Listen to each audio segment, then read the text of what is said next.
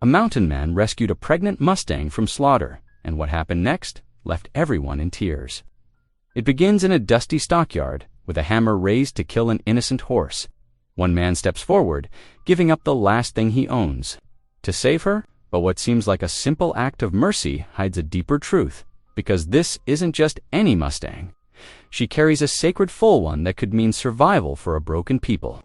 And when powerful men learn what he's protecting, the fight won't just be for a horse, it will be for justice, faith, and the chance to start again. The mob is coming, the railroad wants blood, and the mountains themselves may not be enough to hide him. Will mercy and courage be strong enough to stand against greed and fire? Or will saving the helpless cost him everything? Tell me in the comments where you're watching from right now, and if this story speaks to you, make sure you hit subscribe so you don't miss the next one. The coal smoke burned Emmon's throat as he guided the Mustang mare away from Fair Creek's bustling river. His father's silver watch was gone now, traded for her life, but the weight of that loss felt lighter than the burden of standing idle while an innocent creature died. The mare's ribs showed stark beneath her dusty hide, and her swollen belly spoke of the precious life she carried. "Easy there, girl," he murmured, keeping his voice low and steady. The Ute words his mountain friends had taught him rolled from his tongue like water over stones. "Nah, Naquina, my friend, you're safe now." The mare's ears flicked back and forth, catching his voice above the clamor of the rail yard. Though her muscles still trembled, she followed the slack lead rope without fighting. Each step took them further from the slaughter pens, from the jeering crowd and the butcher's deadly hammer. Emmon's boots squished in the mud of the street. Last night's rain had turned Fair Creek's main thoroughfare into a treacherous mess, but he knew better than to rush a frightened horse. He kept his movements slow and deliberate, letting the mare find her own footing on the slick ground. Behind them, someone shouted, "Fool's errand, saving that wild one." Laughter followed, harsh as crow calls. "She'll either die in the winter or run off first chance she gets." The words stirred memories Emmon would rather forget, of another winter, of loss that cut deeper than any mountain storm. His jaw tightened, but he didn't turn back. He knew what it meant to face death in the high country. This mare deserved a chance, same as any living thing. The Mustang stumbled, and Emmon stopped immediately. Her sides heaved with exhaustion, and up close, he could see the cruel marks where rough ropes had rubbed her hide raw. His chest tightened with anger at such needless hurt. "We'll rest a moment," he said softly, reaching into his coat pocket. He pulled out a wrinkled apple he'd been saving for his own lunch. The mare's nostrils flared at the scent, but she held back, uncertain.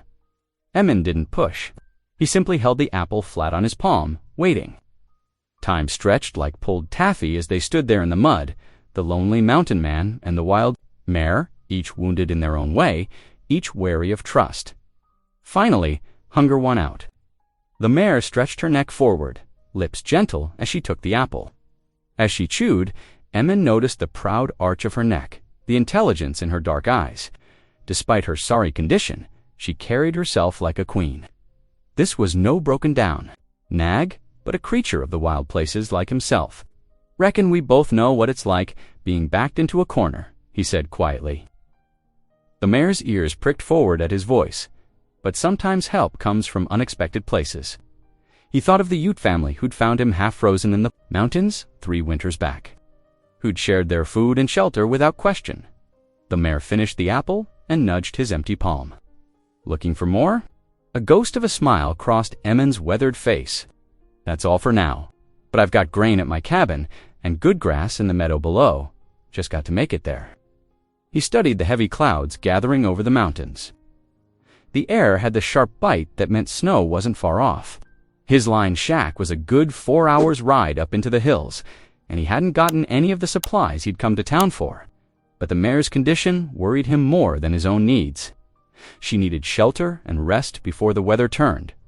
Emmon adjusted his coat, feeling the empty pocket where his father's watch had rested for so many years. The timepiece had been his last link to his family, to the life he'd led before loss drove him into the mountains. But watching the mare standing quietly beside him, he couldn't regret the trade. His father, a preacher who'd believed in mercy above all else, would have understood. Some things were worth more than silver and memories. "Come on, girl," he said, gentle pressure on the lead rope. "Let's head home before this weather breaks." The mare fell into step beside him, her hooves no longer striking sparks but moving with quiet purpose. Together, they made their way through the muddy streets of Fair Creek, past the curious stares of townsfolk, toward the promise of shelter. In the high country beyond, Emin guided the Mustang up the narrow mountain trail as evening shadows lengthened between the pines. Every few steps, he paused to let her catch her breath, the high altitude taxing her already weary body. The mare's sides heaved with effort, her swollen belly swaying as she picked her way over loose rocks and exposed roots. A branch cracked in the growing darkness, and the Mustang startled, jerking against the lead rope. "Steady now," Emin murmured, his calloused hand stroking her neck. "Just a deer, likely." His quiet voice and sure movements helped settle her nerves. Though her ears remained pricked forward, alert to every forest sound, the last light was fading. When they finally reached the small clearing where his line shack stood, Emin lit his brass lantern, its warm glow catching the frost already forming on fallen leaves. The mare stood quietly, steam rising from her flanks, while he worked by lamplight, using split rails to construct a makeshift pen against the cabin's lee side. It wasn't fancy, but it would shelter her from the wind and keep her close through the night. Once the pen was secured, Emin led the Mustang inside. He'd barely finished pouring fresh water into an old wooden trough when she began drinking deeply, her thirst revealing how long she'd gone without proper care. From his meager stores, he measured out 2 double handfuls of precious oats, watching as she lipped them carefully from the feed bag. "You eat gentle, for all you've been through," he said softly, noting how she didn't waste a single grain. The mare's dark eyes, reflecting the lantern's flame, held a wisdom that made him wonder about her past. Inside his cabin, Emin stirred the venison, stewing over the hearth, the rich aroma filling the single room. His stomach growled, reminding him he'd given away his lunch apple. The wooden walls creaked as wind picked up outside, carrying the first bite of winter. He'd just settled onto his 3-legged stool when heavy knocking rattled his door. His rifle was in his hands before conscious thought, years of mountain living having taught caution. Few folks knew the trail to his cabin, and fewer still would brave it after nightfall. The knocking came again, more desperate this time. Emin moved silently to the door, rifle ready. "Who's there?" Instead of an answer, the wood, like someone falling. He yanked the door open, leading with his rifle barrel, only to find a young woman crumpled on his threshold. She wore a torn blanket over what looked like traditional Apache dress, and her dark hair hung loose.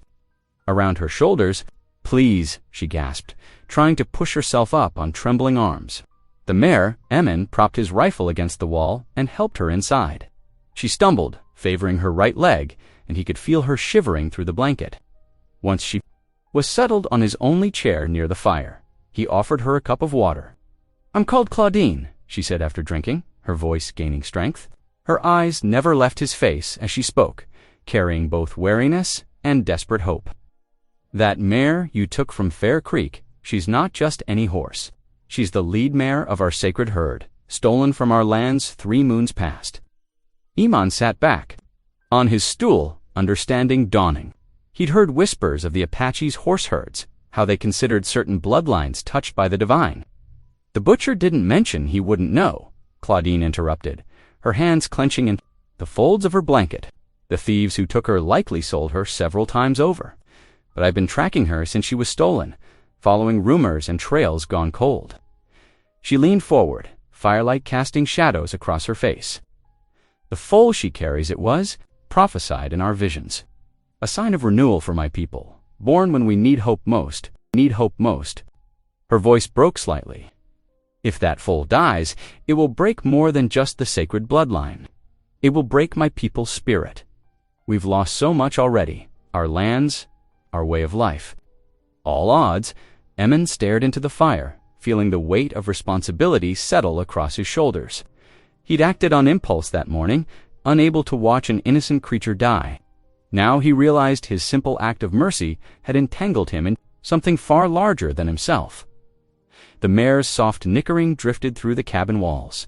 Outside, the wind continued to rise, carrying the promise of snow, while inside, Emin grappled with the knowledge that his solitary life had just become considerably more complicated. The morning sun cast long shadows through the frost-dusted pines, its pale light glinting off the crystalline edges of each needle. The sharp crack of Emin's axe split the mountain quiet as he worked through a pile of pine logs, building up his winter woodpile. Each stroke sent chips flying, his breath forming clouds in the crisp air. Near the makeshift pen, Claudine rose, slowly from her borrowed bedroll, wincing as she straightened her stiff joints.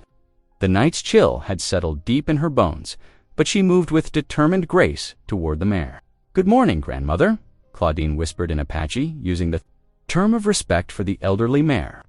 Her hands moved with practiced care over the horse's flanks, checking for signs of distress. The mare leaned into her touch, eyes half closed in contentment. Emin paused in his work, watching as Claudine examined the horse. "You know her well," he observed, driving his axe into a stump. Claudine nodded, her fingers trailing through the mare's mane. "She was born the same year as me. I helped tend her since I was small." Her voice hardened. "They struck in the night, drove off our best horses while we slept. We tracked them for days, but they'd split the herd, sold them off in different directions." Emin lifted fresh-cut rails, working to reinforce the pen's gate. He weighed her words carefully, recognizing the pain of loss in her voice. It echoed his own buried grief. The sound of hoofbeats drew their attention to the trail. A paint pony appeared through the trees, its rider's familiar silhouette bringing a rare smile to Emin's face.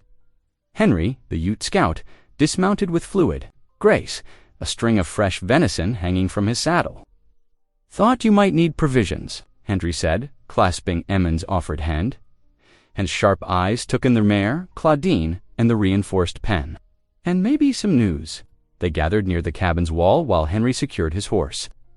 "Railroad men are raising hell down in Fair Creek," he reported grimly. "That stockyard boss Keeler, he's particularly sore about you spoiling his deal. Claims you cheated him somehow." "With my own father's watch," Emin growled, fair and square. Henry held up a placating hand. "I know that, friend, but they're stirring trouble all the same. Railroad's been buying up land, water rights. They don't take kindly to interference." Emin shared a look with Claudine before, telling Henry her story, the sacred herd, the stolen mare, the prophesied foal. Henry listened intently, his weathered face growing serious. Many tribes speak of these horses. In their stories, they say the first ones came from thunderclouds, carrying wisdom in their bones. He touched the medicine pouch at his belt. Emin tended the fire. Through the cabin's single window, they could see the mare dozing in her pen. Through the door, they watched as she knelt beside the pen, one hand resting on the mare's belly, while she prayed softly in Apache. Her words carried on the evening breeze, ancient and reverent. Emin stirred his stew thoughtfully. Though he questioned talk of visions and prophecies, he couldn't deny the depth of Claudine's faith. "When reading scripture, we need to protect them both," Henry said, reading Emin's expression. "At least until the foal comes." Emin nodded slowly. "Reckon we do." He looked at his old friend. "You with us?" "Already am," Henry replied, offering his hand. They clasped forearms in the traditional way, sealing their pact. Claudine returned. As darkness fell, her eyes bright with purpose. "The foal moved strongly," she reported. As if in answer, wolves began to howl from the ridge, their voices echoing off the valley walls. Emin lifted. His rifle, checking the action, he settled into his chair by the door, prepared for a long night's watch. The mare nickered softly from her pen, while inside, Henry and Claudine spoke quietly in their native tongues. Emin knew that. Defending a horse against wolves would prove far easier than standing against men's greed. But looking at his companions, the steadfast scout and the determined young woman, guided his wagon down the rutted trail toward Fair Creek. Supply runs couldn't wait, no matter the trouble brewing. The general store's weather-worn sign creaked in the autumn wind as he tied his team to the hitching post inside. Emin nodded to Mrs. Peterson, weighing sugar at the counter, then began gathering his needs: flour, coffee, ammunition. The brass bell above the door chimed, and Reverend Josiah stepped in. Store, between towers of wooden barrels, the Reverend spoke in hushed tones. "That mare you bought, there's talk in town." Men don't forgive lost prophet Emin, especially men like Keeler. Emin shrugged, but his jaw tightened. Reverend Josiah squeezed Emin's shoulder. Watch yourself, son. The warning gnawed at Emin's thoughts as he drove home through the golden afternoon. Clouds were building over the peaks, promising snow. He needed to get more hay under cover before the weather turned. Approaching his cabin, he heard soft singing.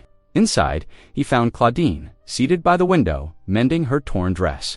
She'd found his wife's old sewing chest, the cherry wood still glossy after all these years.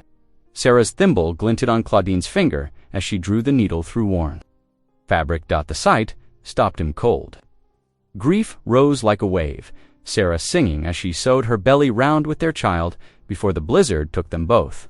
But watching Claudine's careful stitches, he felt something else too. A warmth like sunlight through ice. Hope you don't mind, Claudine said softly, noting his expression. The thread was there. Emin shook his head. Sarah would have wanted it. Used his voice was rough. Come on, mare needs water. The horse's coat gleamed from Claudine's careful grooming, her eyes bright with returning health. Emin grabbed his rifle, stepping onto the porch. Henry appeared from the trees, bow in hand, having heard them too. 6 riders emerged from the shadows. Keeler led them, his face twisted in a sneer. Behind him sat a thin man in an Eastern suit, the railroad agent, Alcott. In his horse, bought and paid for, Emin answered evenly. Henry moved to stand beside him, an arrow knocked loosely. Alcott urged his horse forward, pulling papers from his coat. Smile was cold. That includes stolen Indian ponies. She ain't stolen, Claudine said firmly from the doorway. She was taken. There's a difference. The law says different. Girl, Keeler spat. He met Keeler's glare. This mare stays here. Any man wants to change that can try. Tension crackled like lightning. The ranch hands shifted nervously, eyeing Henry's drawn bow. Wouldn't be my first, Emin replied. Probably won't be my last. Keeler yanked his horse around. This ain't over, he shouted as they rode away. Not by a long shot. By a long shot. Their hoofbeats faded into twilight. Henry lowered his bow, touching the medicine pouch at his belt. They'll be back, he said quietly, with more men. Inside the cabin, Claudine stood by the fire, her face shadowed. You've tied your fate. To mine now, she told Emin. To my people's fate. Emin checked his rifle before setting it back in its rack. He thought of Sarah's sewing chest, of paths crossing and lives intertwining like threads in a blanket. Reckon I have, he said simply, knowing it for truth. A bitter wind howled down from the peaks, rattling the cabin's shutters and sending dead leaves skittering across the yard. Emin studied the darkening sky, his breath forming clouds in the cold air. Winter was coming early to the high country. Need more rails, he muttered, hefting his axe. The pen had to be stronger, ready for whatever came. Each swing sent chips of pine flying as he worked, the familiar rhythm settling his troubled thoughts. Near the cabin door, Claudine knelt in her shawl, carefully sorting through plants spread on a blanket. Her fingers moved with practiced grace. Separating leaves and roots, the mare watched from her pen, nickering softly when Claudine rose to bring her a handful of dried herbs. This will ease her breathing, Claudine explained, mixing the plants into the horse's feed bucket, and help the foal grow strong. She gestured to different plants. See this one? Yellow flowers, fuzzy leaves. Good for calming. And this root here helps with pain. Emin paused in his work, wiping sweat despite the chill. He studied the plants, committing their shapes to memory. Reckoned that knowledge might come in handy. My grandmother taught me. Claudine's voice grew distant. Before the soldiers came, the axe bit deeper into the wood as Emin worked faster, stacking split rails beside the cabin. He'd need more firewood, too. Bitter cold up here.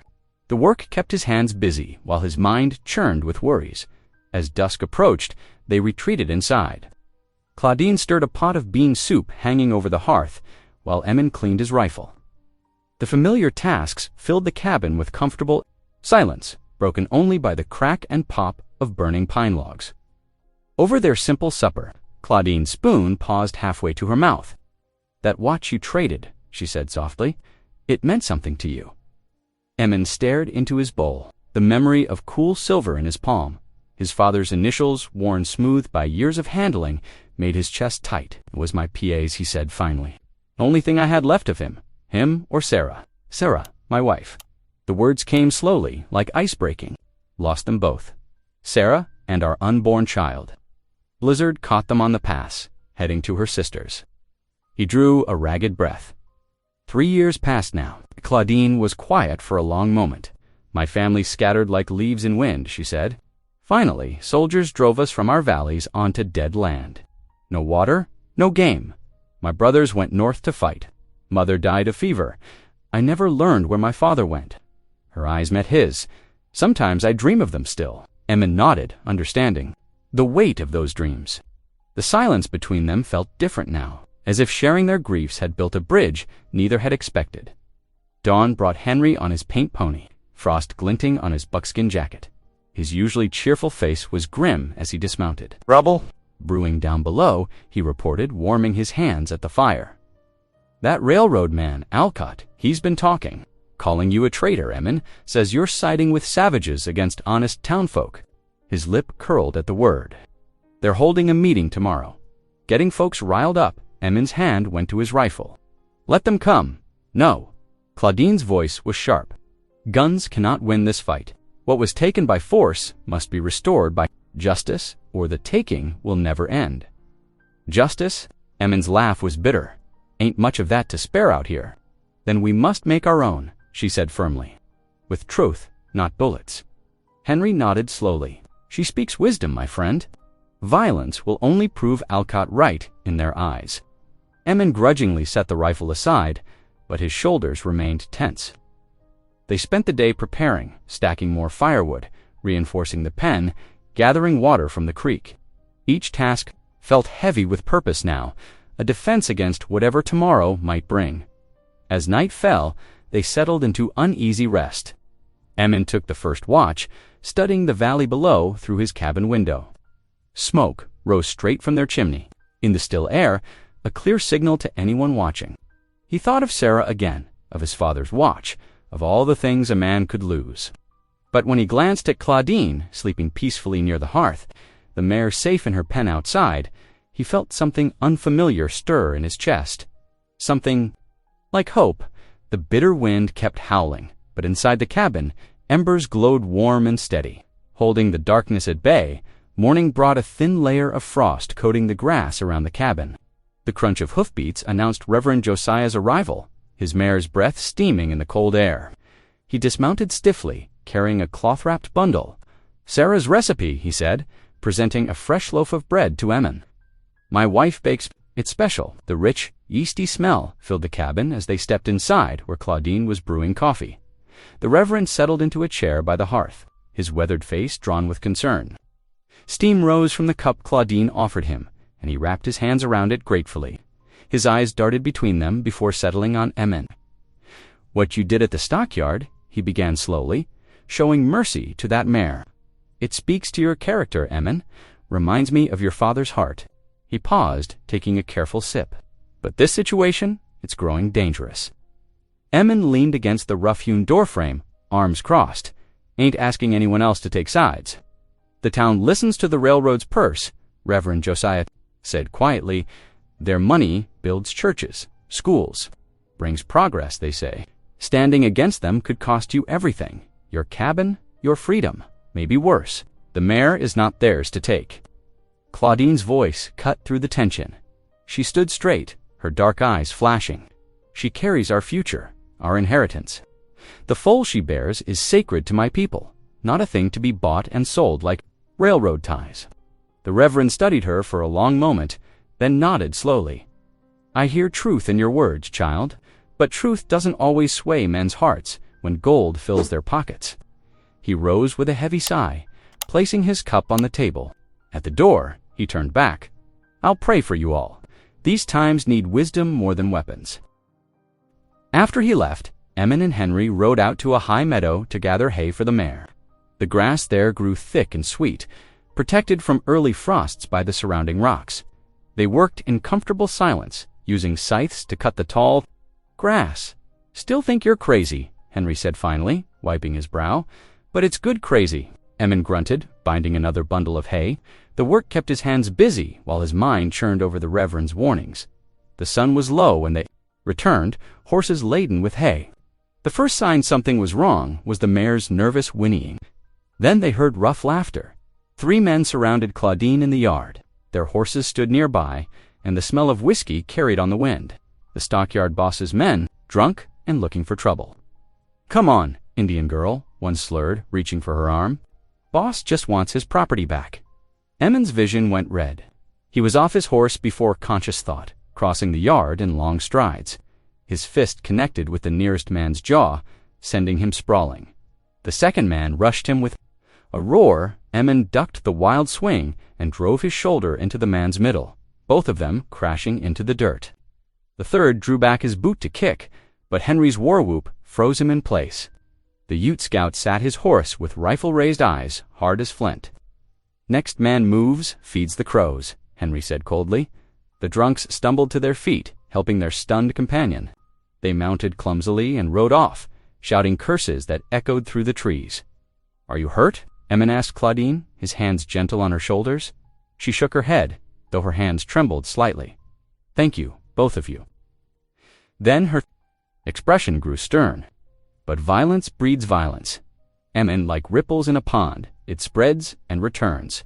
That evening, as the first snow began to fall in soft flakes, they gathered around the hearth.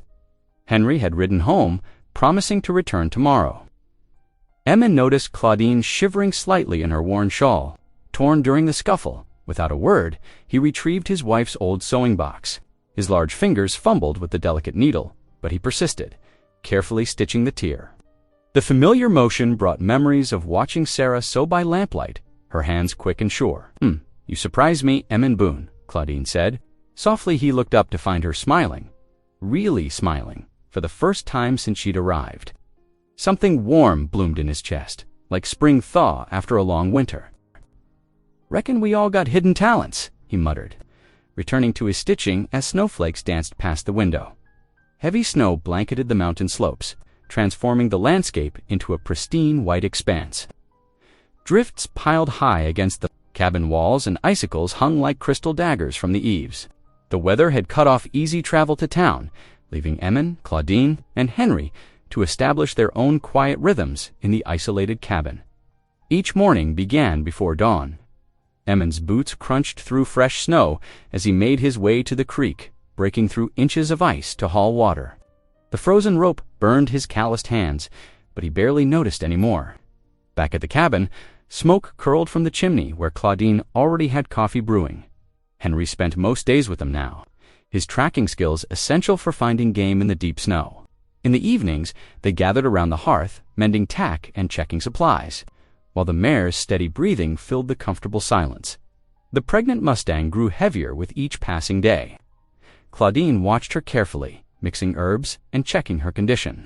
Soon, she would murmur, running gentle hands over the swollen belly. One night, as a fierce storm howled outside, Claudine's urgent voice cut through Emmon's sleep. "The foal comes." He grabbed his coat and lantern, following her through the swirling snow to the pen. Inside, the mare was down, sides heaving. Her legs thrashed against the straw as another contraction seized her. Henry Emon shouted toward the lean-to where their friend slept. "We need you." They worked quickly to secure the pen, adding extra straw for warmth. Claudine knelt beside the mare's head, stroking her neck and whispering soothing words in Apache. The horse's eyes rolled white with fear and pain. Emmon positioned himself near the mare's hindquarters, his hands steady though sweat beaded on his brow despite the cold. Hours crept by like molasses. The mare's hooves slipped against the ground as she strained, her strength clearly fading. "Something's wrong," Henry muttered, holding the lantern higher. Claudine pressed fresh herbs to the mare's nostrils, her prayers growing more urgent. The storm raged outside, rattling the walls of the pen. But inside their world had narrowed to this desperate struggle for life. Finally, small hooves appeared. Emmon's heart pounded as he guided them, supporting the mare through each push. With a rush, the foal slid into the world, tiny, wet, and completely still. "No," Claudine whispered, tears streaming down her face. "Great Spirit, please." Emmon refused to accept defeat. He grabbed blankets and began rubbing the foal vigorously, his large hands somehow gentle on the delicate body. "Come on, little one," he muttered. "Fight!" The mare struggled to rise, nickering softly to her silent baby. Claudine pressed more herbs to her nose, her lips moving in constant prayer. Henry stood watch, his face grave in the lantern light. Seconds stretched into minutes. Emmen's arms ached, but he kept working, remembering another night when he'd given up too soon. Not this time. Suddenly, the tiny body under his hands shuddered. A weak gasp broke the tension, followed by the sweetest sound Emmen had ever heard, a thin, reedy whinny that pierced the night like a bell. "Thank the Creator?" Henry exclaimed, as the foal's head lifted, dark eyes blinking at the world. Claudine's prayers turned to songs of joy as the newborn struggled to stand on spindly legs. The mare nickered encouragement, steadying her baby as it leaned against her side. The foal's coat was deep black, like storm clouds just before dawn. With a perfect white star on its forehead, Emmen didn't realize he was crying until Claudine's hand slipped into his, squeezing tight. He looked down to find tears streaming freely down his weathered cheeks. Something tight in his chest loosened, like a frozen stream beginning to thaw. "This is a powerful sign," Henry declared, grinning broadly. "New life comes even in the darkest night. The old ones say such births carry special blessing." As if in answer, the howling wind suddenly died. They stepped outside the pen to find the storm had cleared, revealing a vast sweep of stars burning like scattered diamonds across the black sky. The constellations seemed to dance, bursting like nature's own fireworks in celebration of the miracle they'd witnessed.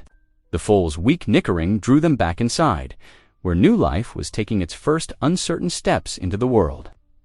Emmen watched mother and baby bond, remembering how close they'd come to losing them both at the stockyard. Claudine's quiet presence beside him felt right, like a piece of himself he hadn't known was missing. "What will you name him?" Henry asked softly. Claudine smiled, her eyes never leaving the foal. "We will wait. The right name will come with the dawn." The pale winter sun crept over the mountain peaks, painting the snow-covered valley in shades of rose and gold. The newborn foal's first cries had carried far in the crystal-clear dawn air, drawing curious townsfolk up the winding trail to Emmen's cabin. They gathered at a cautious distance, their breaths forming clouds in the frigid morning. Emmen stood in the doorway, watching the growing crowd through narrowed eyes. Claudine touched his arm gently. "Let them see," she said softly. "Sometimes hearts change when eyes are opened." Nodding slowly, Emmen led the mare and her wobbling foal into the snowy yard. The tiny creature stayed close to his leg, its spindly limbs trembling with each uncertain step. Fresh snow crunched beneath their feet as they moved into better view. Several women gasped at the foal's beauty. Its coat gleamed like polished obsidian in the morning light, the white star on its forehead seeming to glow. Even the most hardened faces softened at the sight of new life. Claudine stepped forward, her dark eyes bright despite her exhaustion. Her voice carried clearly across the yard as she spoke. "This foal was promised in our visions. The old ones saw it would come in the season of deep snow, marked with the star of morning." She gestured to the white marking. "Its birth brings hope of renewal for my people." Wonder flickered across faces in the crowd. Children pointed excitedly at the foal, while their parents whispered among themselves.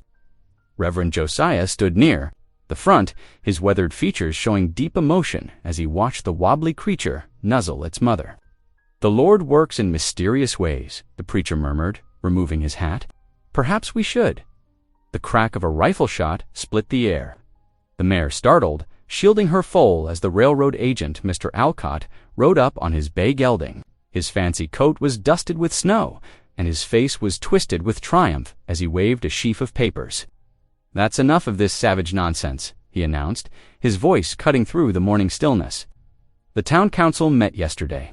They've agreed to sell all unclaimed livestock to the railroad, including this mare and her foal." He smiled coldly. "These papers make it official." The crowd's mood shifted like wind before a storm. Suspicious mutters replaced wonder as people began to back away from Emmen and Claudine. "You've been harboring stolen property," someone called out. "Making fools of honest folk, traitor to your own kind." Another voice joined in. Henry pushed through the crowd, his normally calm face tight with anger. "These are sacred animals," he insisted, "protected by treaty rights."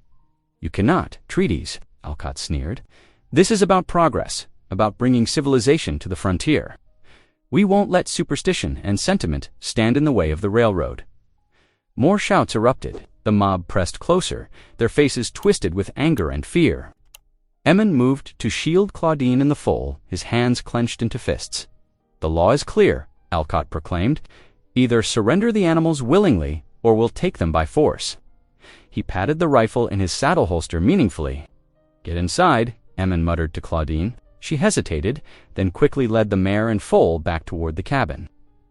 Henry stood his ground beside Emin, one hand resting near his knife. "You're making a mistake," Henry warned the crowd. "There are older laws than paper ones." But his words were lost in the growing chaos. Threats and curses filled the air as Emin backed slowly toward his cabin. Someone threw a rock that clattered against the wall beside his head. "You'll regret this," Alcott shouted as Emin slammed and barred the door. The railroad always gets what it wants. They spent the day in tense silence, listening to the mob mill about outside. As darkness fell, the crowd finally began to disperse, their angry voices fading into the gathering night. But their relief was short-lived. Shortly after midnight, Henry's sharp whistle from his watch position sent Emin running to the window. Orange flames lit the horizon, casting hellish light across the snow. The mob had set his outer sheds ablaze. "Dear God," Claudine whispered, clutching his arm as they watched the fire consume the structures. The mare nickered nervously in her pen, while the foal pressed against her side. The flames painted the snow blood red, a clear message burning in the night. This was only the beginning. Acrid smoke stung Emin's eyes as he hurriedly stuffed supplies into worn leather saddlebags. The remains of his outer sheds still smoldered, sending wisps of gray into the star-filled night. The bitter mountain air carried the scent of burnt wood and hatred, a reminder that they had no time to waste. Claudine moved with quiet efficiency, gathering only what they could carry. Her fingers trembled slightly as she rolled blankets and packed dried meat, but her face remained composed. Henry kept watch by the window, his breath frosting the glass, while his sharp eyes scanned the darkness for movement. "We need to move now," Henry whispered, turning from his post. "While the mob thinks we're trapped here." Emin nodded grimly. He shouldered his rifle and grabbed the last of the supplies. The mare's pen creaked as Claudine led her out, the foal tottering close behind on spindly legs. Snow crunched beneath their boots as they slipped away from the cabin and into the thick forest. The night was crystal clear and bitterly cold. Stars blazed overhead like ice diamonds, offering just enough light to navigate by. Their breath came out in white clouds as they climbed higher into the mountains. Seeking safety in the wild places where townsfolk feared to follow, progress was agonizingly slow. The mare moved carefully through the deep snow, protecting her. Full, every few minutes the tiny creature would stumble, its legs still weak from birth. Each time, they had to pause while it regained its strength. There, Henry pointed after 2 hours of climbing. A shallow cave mouth gaped in the rocky mountainside near a frozen stream. "We can shelter there until dawn." Inside, the cave was barely deep enough for them all, but its walls blocked the cutting wind. While Henry gathered wood, Emin cleared snow from the cave floor. Claudine immediately wrapped her blanket around the shivering foal, rubbing its sides to warm it. Soon, a small fire cast dancing shadows on the rock walls. They huddled close to its warmth, sharing the last of their coffee. The mare stood protectively over her foal, which had finally drifted to sleep under Claudine's blanket. "Tell me about the sacred herd," Emin said softly, breaking the long silence. "Why does it matter so much?" Claudine's eyes grew distant as she stared into the flames. "The horses were gifts," she began, her voice carrying the rhythm of old stories, given to bind the tribes together in peace. Each herd was blessed by the elders, each bloodline carefully tended. She touched the sleeping foal gently. This little one's ancestors carried chiefs to council fires, led people to hunting grounds, brought families together for celebration.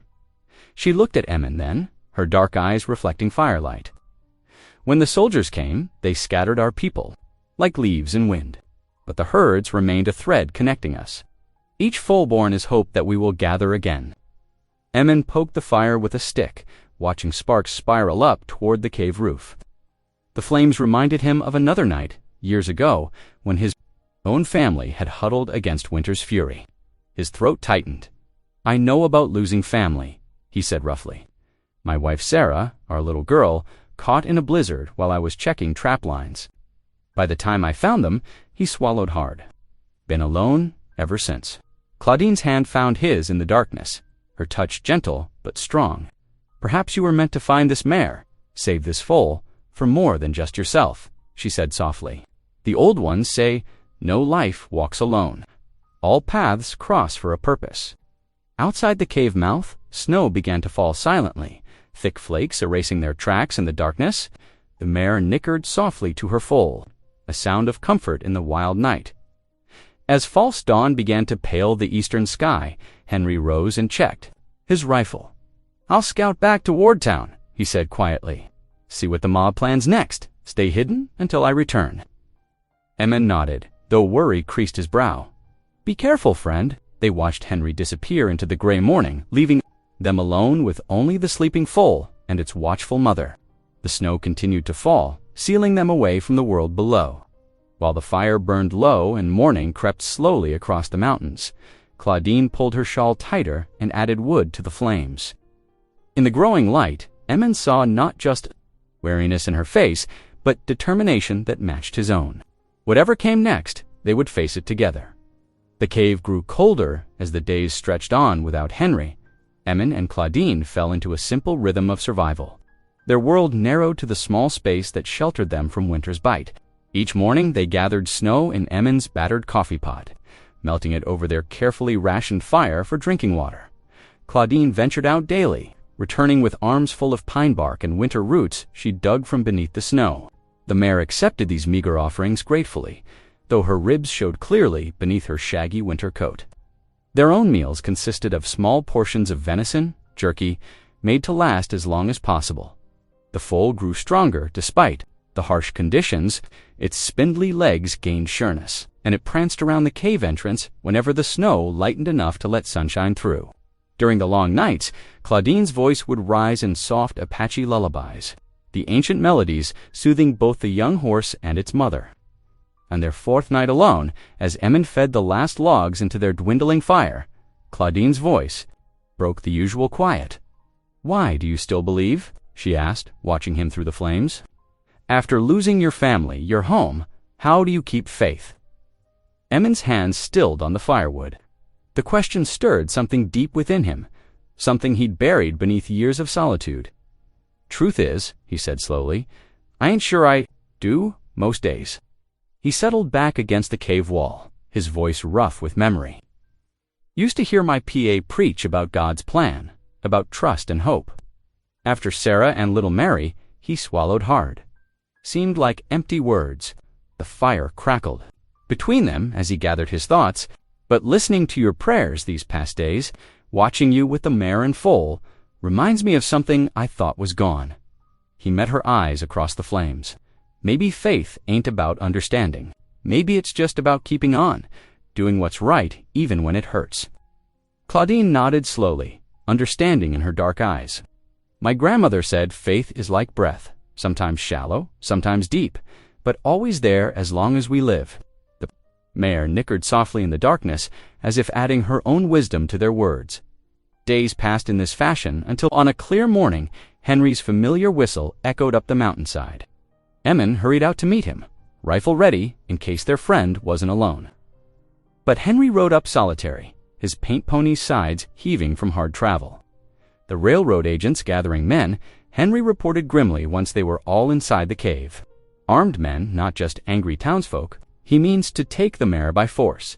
Claims she fetch a fine price from some eastern horse broker. Claudine's hand went instinctively to the foal, but Henry wasn't finished. His eyes gleamed with purpose as he reached into his coat. "But I found something else, something that changes everything." From inside his jacket, he pulled out yellowed papers.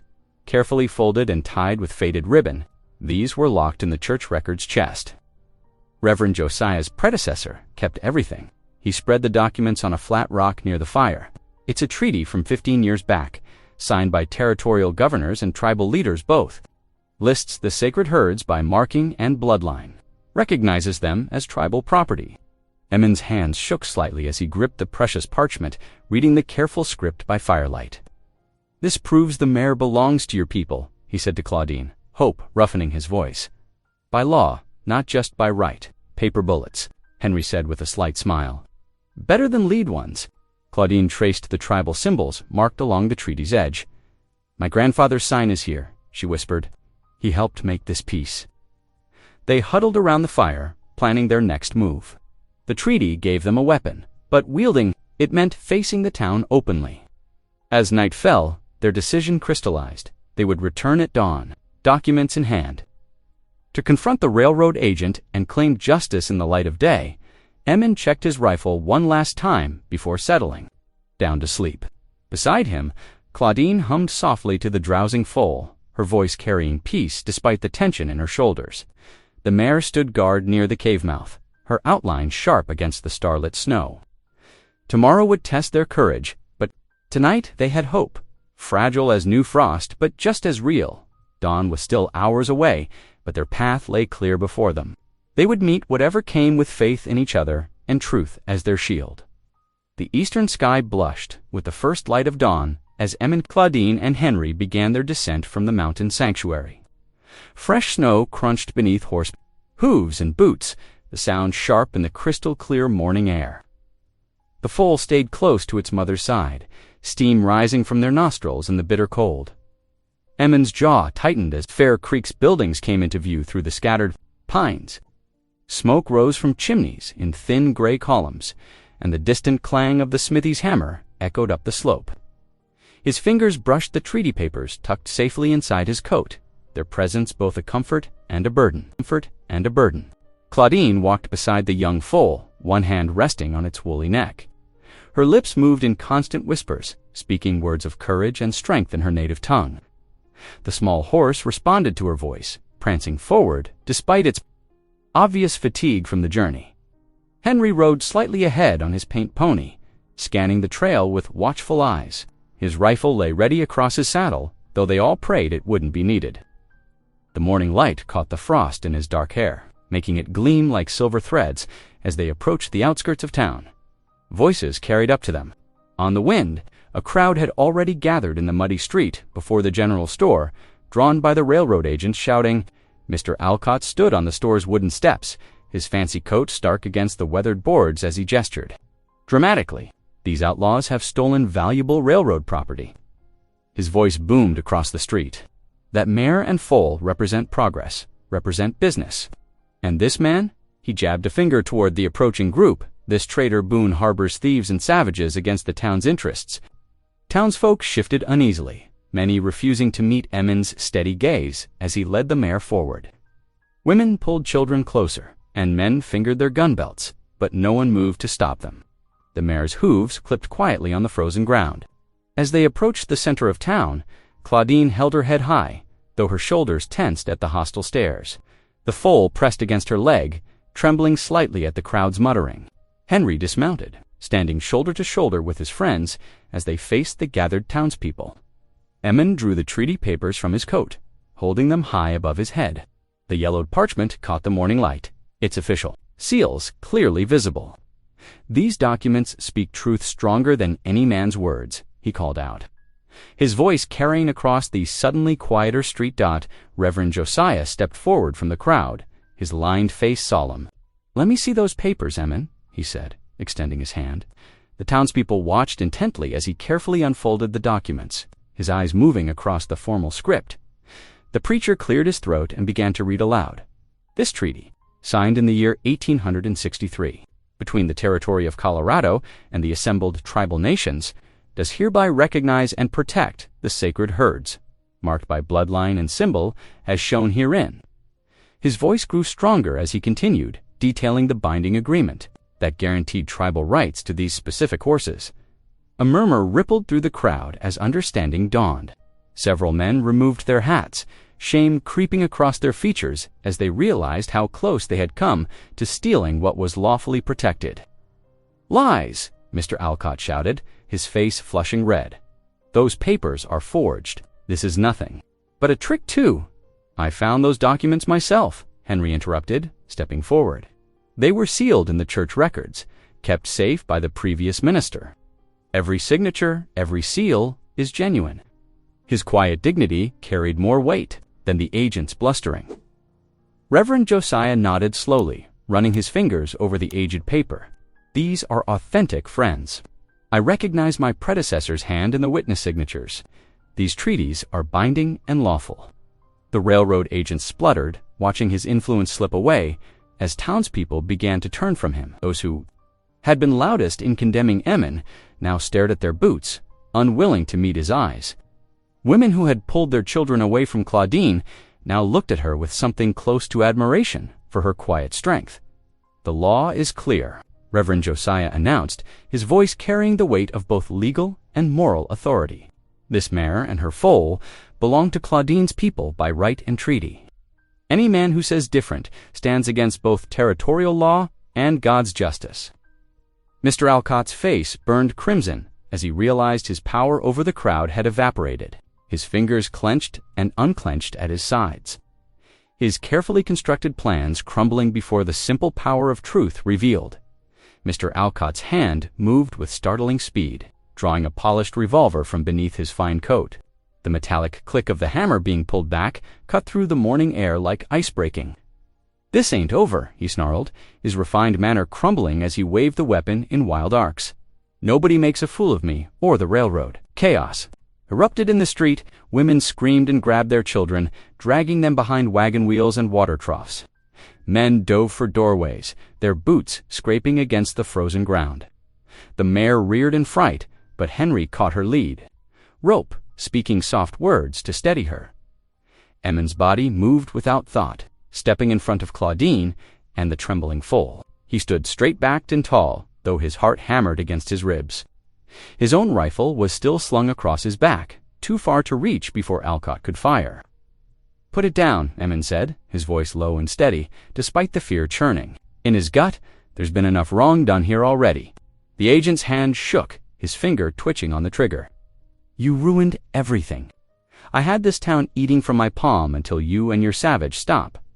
Reverend Josiah's command rang out like a church bell. The old preacher stepped into the space between Emmon and the gun, his worn Bible held high like a shield. His gray hair caught the morning light as he faced down the barrel of Alcott's revolver. "This town will not be bought with blood," Josiah declared, his voice carrying to every corner of the street. "We've let greed blind us to justice long enough. Lower your weapon, sir, before you stain your soul beyond washing." Claudine pressed close to the foal, tears streaming down her cheeks as she whispered prayers in her native tongue. The young horse pressed against her leg, trembling, but standing its ground beside its mother. Something shifted in the watching. Crowdmen, who moments ago had scattered for cover now, emerged from doorways, faces set with determination. Women who had hidden their children now stood straight, arms crossed in judgment. "He's right," someone called out. "We ain't gonna be the railroad's puppets no more." Several men surged forward as one. The agent tried to swing his gun toward them, but strong hands grabbed his arms. The revolver went off with a deafening crack, the bullet harmlessly embedding itself in a hitching post. More hands seized him, wrestling the weapon away as he thrashed and cursed. Emmon's fists clenched as he watched, every muscle yearning to strike the man who had caused so much pain. The memory of his father's watch, traded away to save the mare, burned in his mind, but then he felt Claudine's gentle touch on his arm and remembered her words about violence breeding only more violence. He forced his hands to relax, choosing mercy over vengeance. The price of his watch had bought something far more valuable than revenge. It had bought a chance for healing. Two of the town's deputies dragged Alcott toward the jailhouse, his fine coat torn, his threats echoing off the buildings. "The railroad will hear about this. You'll all pay." But his words rang hollow now. The spell of fear and greed he had cast over Fair Creek lay broken in the street, like the scattered papers from his briefcase.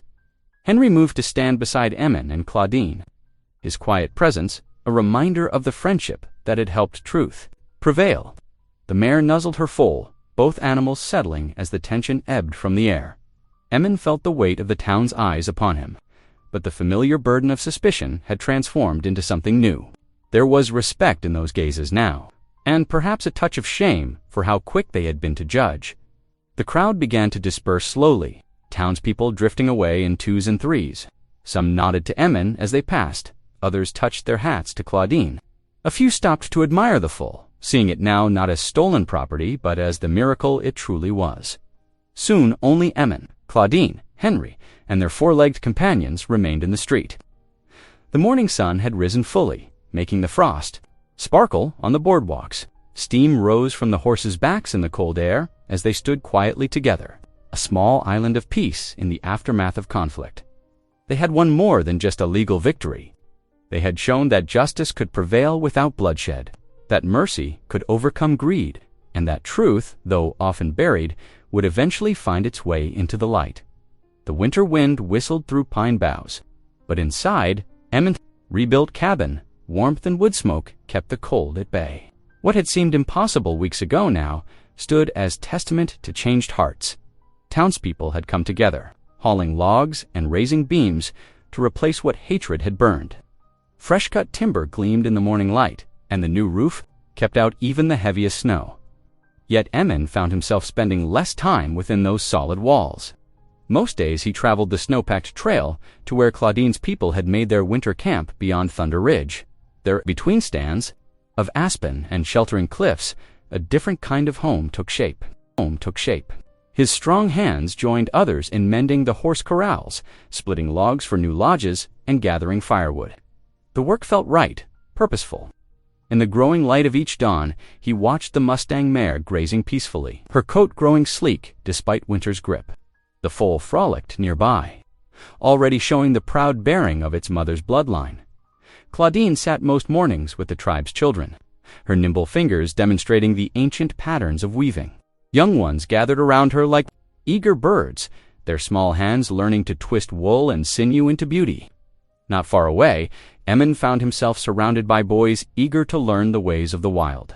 He showed them how to set rabbit snares, read animal tracks, and move silent as shadows through the trees. The sound of traditional songs drifted across the snowy meadows, carrying stories of earth and sky. Now and then, wagons from town appeared, bringing families who came not to gawk or judge, but to share food and friendship. Children who once might have feared each other now played together in the snow. Their laughter, a bridge between worlds, dot every Sunday beneath a great canvas tent. Erected where the valley opened wide, Reverend Josiah held meetings unlike any before. Townfolk and tribal members sat side by side on log benches, sharing hymns and prayers that spoke to all hearts. The preacher's words wove together threads of different faiths into something new and strong. For Emmen, who had lived so long with only silence for company, this growing community felt like awakening from a long winter's sleep. The weight of past losses grew lighter, carried now by many hands. He found himself smiling more, speaking more, as if his heart had remembered how to open. One evening, as pine logs crackled in the community fire pit, sending sparks toward the star-filled sky, Claudine settled beside him on a weathered log. Neither spoke for a long while, content to watch the flames dance. Then, with gentle certainty, she laid her hand over his where it rested on his knee. When he turned to meet her gaze, her eyes held warmth deeper than any fire, and a promise of tomorrows yet to come. The first breath of spring whispered through the valley as winter's grip slowly loosened. Tiny rivulets of snowmelt trickled down from the high ridges, their gentle music marking nature's rebirth. The crisp morning air carried hints of warming earth and fresh pine near Claudine's people's camp. A new cabin stood proudly against the awakening landscape. Emmen had built it through the last weeks of winter, selecting each pine log with care, fitting them together with joints smooth as silk. The stone hearth he'd constructed held special meaning. Rocks gathered from both the mountain streams and town quarry, a blend of two worlds made solid. Smoke curled from the chimney now, carrying the sweet scent of cedar.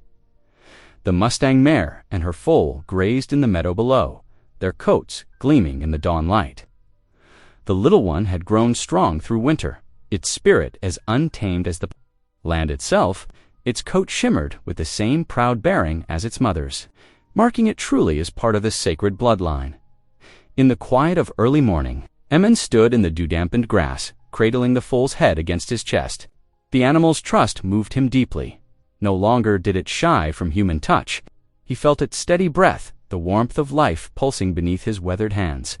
This creature that had brought such change to his world now felt like family. The cabin door creaked softly as Claudine stepped out into the dawn. Her shawl, bright with traditional patterns she had woven through winter evenings, caught the morning light like captured flame. The smile she gave Emin held all the warmth of spring itself. Her presence made the mountain air sweeter somehow, filled the space around him with quiet joy. Hoofbeats announced Henry's arrival, his paint pony picking its way through the meadow grass. His grin was wide as he dismounted, eyes twinkling with mischief. "Well now," he called out, "looks like the loneliest mountain man finally found himself a proper family." The gentle teasing held nothing but affection. Together, the three walked, the path into Fair Creek, their boots leaving prints in the last patches of melting snow. The town had changed as surely as the seasons. Where once suspicion had darkened doorways, now faces brightened with welcome. Even the most hardened men, those who had once spat bitter words, now touched their hat brims in respect. They had witnessed something profound in the months past, hate transformed by love, fear overcome by understanding. Outside the weather-worn church, Reverend Josiah gathered townspeople and tribal members alike. His voice carried clear in the morning air as he offered thanks for mercy shown and received. "Let us remember," he said, "how grace appears in unexpected forms, teaching us to see with new eyes." The foal pranced between Emin and Claudine as they stood before the gathered crowd. Its playful nudges brought smiles to weather-lined faces. Claudine's hand found Emin's, their fingers intertwining with natural ease. The touch anchored him, as steady as the mountains themselves. Silence fell over the townsfolk as they watched this living picture of hope. Many eyes glistened with tears, understanding at last what they witnessed. Not just a man, woman, and horse, but the power of mercy to heal ancient wounds. Here stood proof that family could be found in the most unexpected places, that faith could bridge the deepest divides. Spring's sun warmed their faces as they stood together. No longer outsiders, but part of something larger. The Mustang foal, born in darkness but raised in light, embodied their shared future, wild and free, yet bound by bonds stronger than blood. If you believe stories can heal, lift, and connect us, this channel is for you. Thanks for being here. Hit subscribe, and I'll meet you again tomorrow with something real.